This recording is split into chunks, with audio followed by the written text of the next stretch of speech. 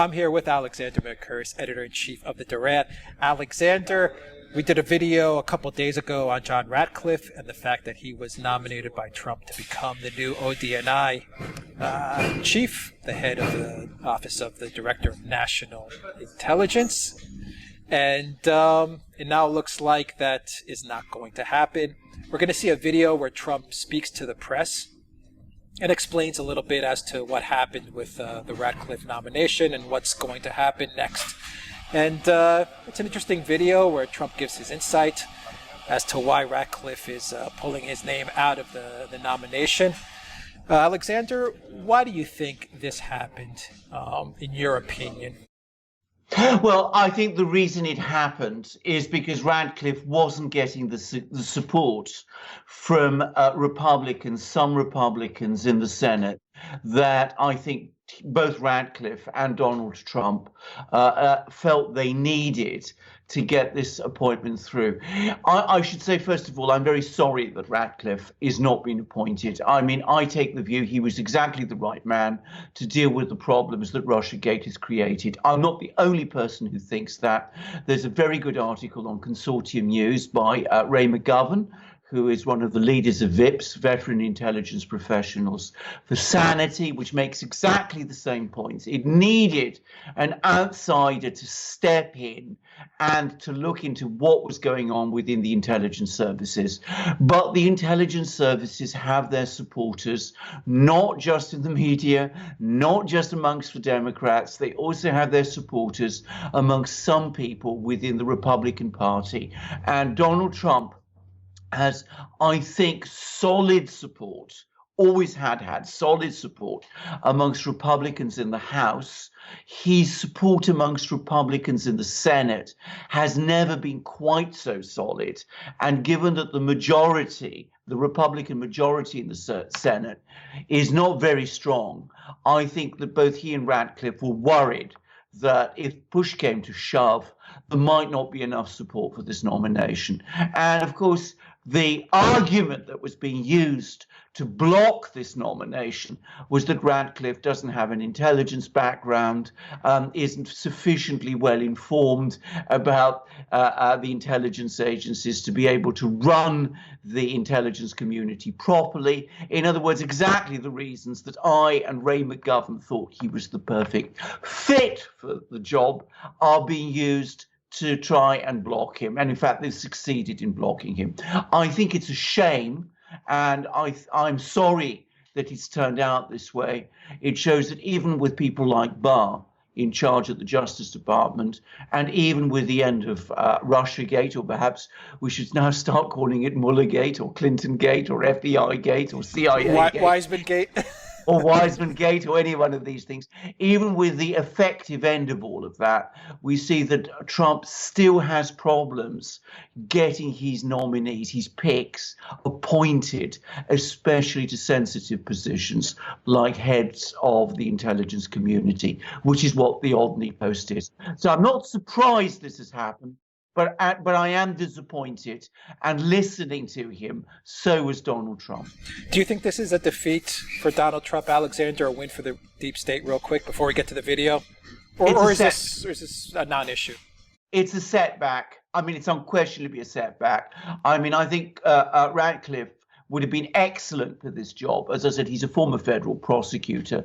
He's sat, by the way, in oversight committees, which have, kept an eye on what the intelligence agencies are doing. He's obviously very concerned about Russiagate and all the Russiagate-related scandals. And I think it would have been good to have a person like that in charge of the intelligence community. But I don't think we should exaggerate this. I think this thing is now the investigations with Michael Horowitz and John Durham and William Barr are picking up steam. And I think it's a setback and nothing more than that. And I think that Trump now is far too experienced to let himself be pulled along into appointing someone like Dan Coates, who clearly saw his job as nothing other than to protect the intelligence agencies from proper investigation. Okay, so let's take a look at the video where Trump explains the reasoning behind John Ratcliffe not going through with becoming the DNI head? Which process are you talking about? Because I felt that Congressman Ratcliffe was being treated very unfairly. I was reading the press, and I think I am a student of the press, and I could see that the press was treating him, I thought, very unfairly. He's an outstanding man. And I asked him, I said, do you want to go through this for 2 or 3 months, or would you want me to maybe do something else? And he thought about it. I said, it's going to be rough. I could see exactly where the press is going. And fake news. He's a fine man. He's a fine man. And so we hadn't started the process, and I thought it's easier before we start. But I read things that were just unfair.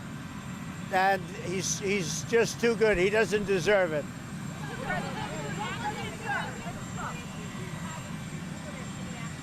Little what? Well, that might be. I like Sue Gordon. And Sue Gordon is there now, and I like her very much. I've always liked Sue Gordon. It could be. Yeah, it could be. We'll make another choice, and Sue will be, she's there now, and certainly she will be considered for the acting, and that could happen. We'll probably be talking about it either later today or next week. You like Sue Gordon?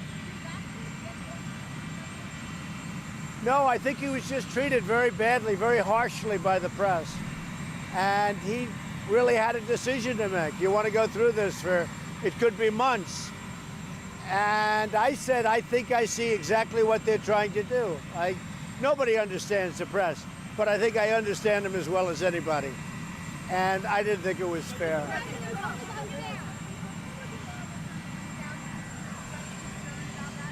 No, they didn't. I think he would have had support. But again, we were very early in the process. We hadn't even started. So we were very early in the process. And I think he would have had good support, certainly from the Republicans. They seemed pretty chilly.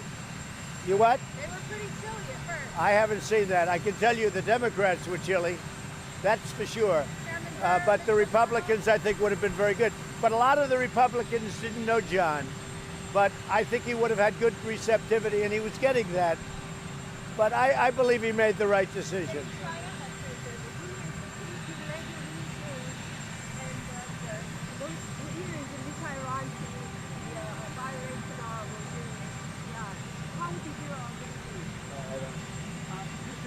You understand?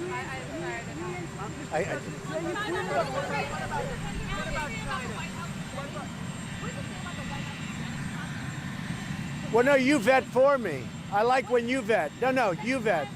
I think the White House has a great vetting process. You vet for me. When I give a name, I give it out to the press, and you vet for me. A lot of times you do a very good job, not always. I think the White, if you look at it, I mean, if you take a look at it, the vetting process for the White House is very good, but you're part of the vetting process, you know? I give out a name to the press, and they vet for me. We save a lot of money that way. But in the case of John, I really believe that he was being treated very harshly and very unfairly.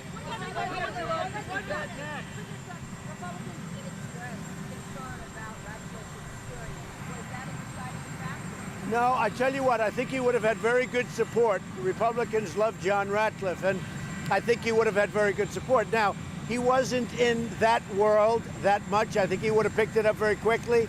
But I think he would have had great Republican support, probably would have had no Democrat support, which would have been nice to get some. But I think he would have done fine. But it would have been a long, hard slog. All right, Alexander, you just heard Trump explaining the reasoning behind what happened to John Ratcliffe. Any final thoughts before you discuss our ebook on Russiagate? And of course, the Duran shop? Not about our actual comments, because I think they're very much in line with what we said on our video. Trump is disappointed. He's not defeated. This is a setback, but it's not a real blow, and he'll move on and he'll find someone else, and the investigations will pick up steam. But coming to other things, I do want to mention again about our two books, our two ebooks that we've done on Russiagate, and they explain why I think, and we think, that someone like Ratcliffe is going to be useful because the whole point about Russiagate is that it was a plot against the Constitution of the United States to install the person the deep state wanted, Hillary Clinton, as president of the United States. And when that failed, a whole bogus, phony investigation, the Mueller investigation, was launched to try to cover that fact up.